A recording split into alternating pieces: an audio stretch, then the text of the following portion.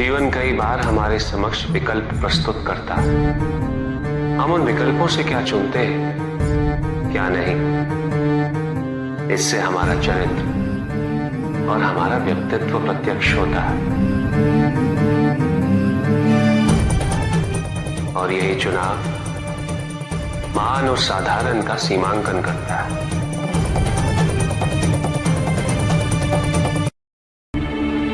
किसी के उत्थान का आधार नहीं बन सकता। उत्थान तो व्यक्तिगत होता, आंतरिक होता। जब किसी समाज में प्रत्येक व्यक्ति इस आंतरिक उत्थान के लिए अग्रसर है, तभी समाज में परिवर्तन वास्तविक रूप से संभव है। किसी को यह दुख है कि उसके पास कुछ भी नहीं, और जिसके पास सब कुछ, उसे ये दुख है कि पाने को कुछ शेष नहीं। सुख को हम स्वयं अपने दृष्टिकोण से परिभाषित कर देते हैं, जबकि वास्तविकता इससे भिन्न है। इसलिए आवश्यकता है अनासक्त रहने की। जो अपने स्वार्थ हेतु वनस्पति और जीव जंतुओं का शोषण करे, वो कैसा मनुष्य?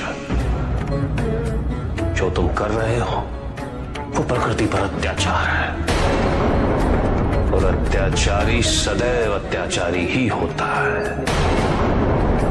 अपनी प्राकृतिक संपदा की रक्षा करना प्रत्येक मनुष्य का उत्तरदायित्व है। शक्तिशाली बनना अत्यंत कठिन है, किंतु उससे भी कठिन होता है शक्तिशाली बने रहना। और इसके लिए आवश्यक है कि हम शक्तियों से प्राप्त हुए उत्तरदायित्व का सम्मान करें।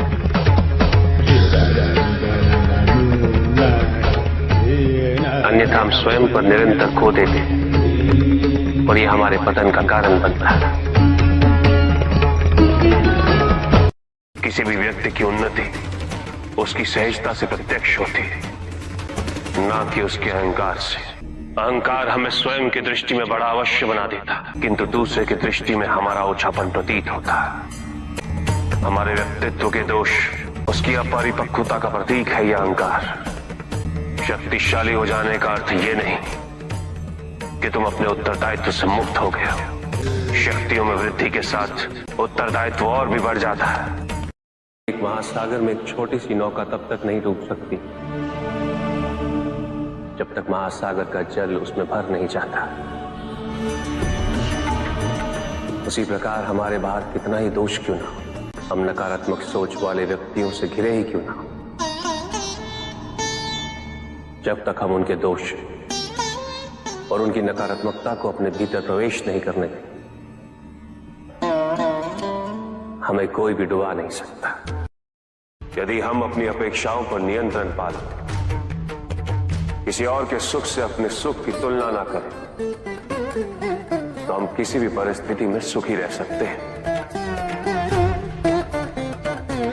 संसार में सबसे शक्तिशाली अस्त्र है प्रेम, धैर्य, करुणा, क्षमा।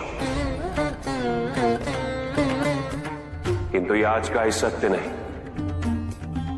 ये सत्य शाश्वत है। धनी व्यक्ति के पास जो भी अतिरिक्त धन होता है वो उसे दान करना चाहिए, उनके उद्धार के लिए जो अपनी मूल आवश्यकताओं को पूरा नहीं कर सकते।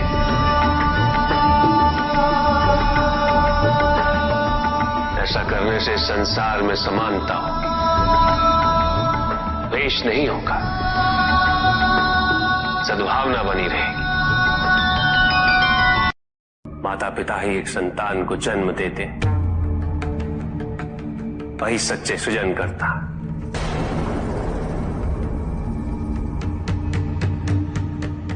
जो अपने माता पिता की निस्वार्थ सेवा करे, जो सच्चे मन से उनकी श्रद्धा रखता,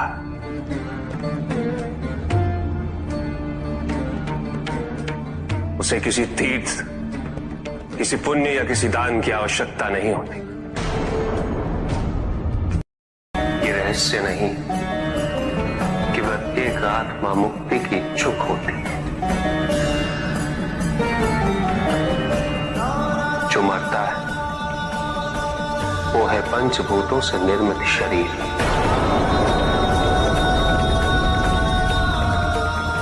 किंतु आत्मा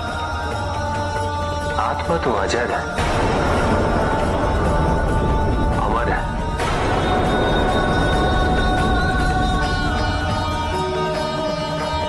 जिसकी यात्रा मोक्ष पर संपूर्ण होगी। आत्मज्ञान का अमृत प्राप्त करने हेतु हलाल समान कष्ट व पीड़ा को सहना अनिवार्य है।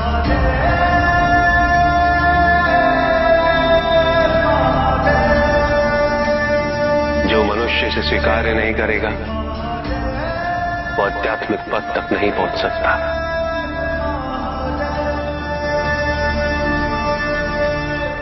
इसे स्वीकार्य किए बिना मनुष्य आध्यात्म पथ पर कभी सफल नहीं हो सकता।